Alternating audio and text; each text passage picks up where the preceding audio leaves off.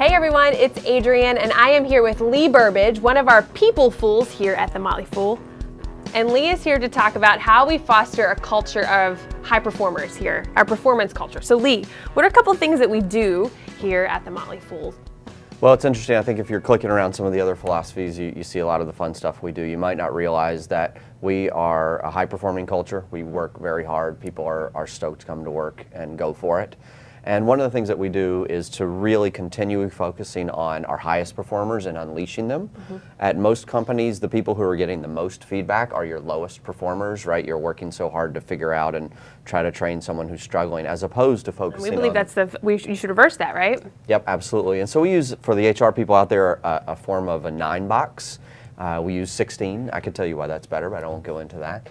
But we're sort of fanatical about it. So at least 3 times a year, we're taking every leader at the company through a 9-box sort of exercise to talk about every single person that works here. So again, at least 3 times a year, every leader at the company is taking time to talk about every person that works on their team. And how is that 9-box laid out? Is that performance and potential? Is that the way we're looking at it? Yep, exactly. So it's a performance versus potential grid, and we're plotting people on that grid. It's a funny thing too, because people are always wanting to know, well, exactly what does performance mean, and what does it really doesn't matter. You could use any tool. The real important thing is that the leaders are taking the time to talk about the people that work here and where they fit and how they're doing and how to unleash them, and we're doing it 3 times a year. So it's really fun we'll be in the room and then 3 months later see how has someone moved. Well, geez, Adrienne, you have someone who's a really high performer, upper right-hand corner.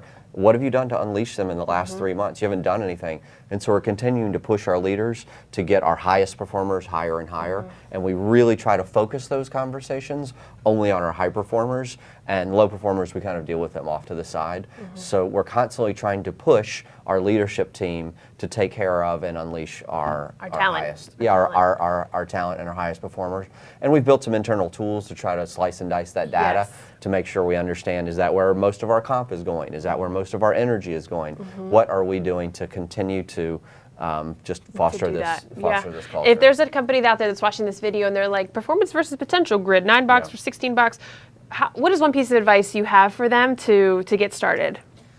Don't sweat the tool. You can, again, Google 9-box and you can kind of see how that process works, but you can use any tool. The important thing is, how often is your leadership team taking time to talk about and understand where your highest performers are and how you're unleashing them?